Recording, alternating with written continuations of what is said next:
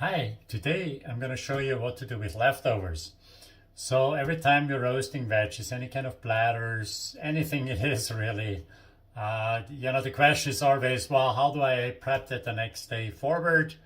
And I have a great trick, we're just making first off a soup. In my cooking, already, I use a lot of spices. So be careful to not spice the soup again, right? So you got to take that into account.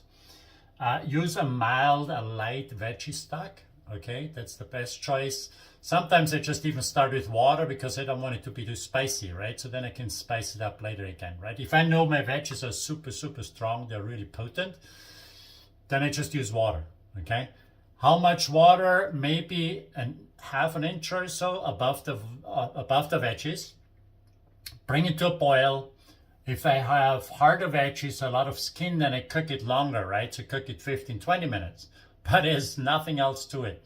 The other trick is watch out if there's anything acidic. So in this dish, for example, I see this cabbage in there. There was a pickled cabbage that we did, right?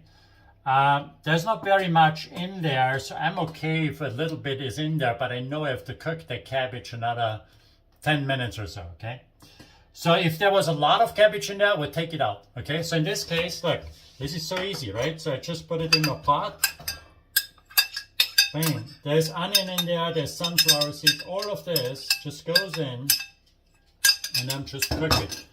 Fill a little bit water just on top, and because this is not enough food for me, and I had some other leftover from another dish, I'm having potato here, for example. I want to peel these potatoes. Okay, so just peel them roughly, because that kind of potato skin, that's really hard in a soup. That's not gonna work for you. Okay, so just like that, like easy, right? Cut this up a couple of times. Let's say I have an eggplant here. Okay, so I could make a hummus with the eggplant. Obviously, I can make a baba ganoush, all sorts of things. But I want to have a little bit more in my soup here.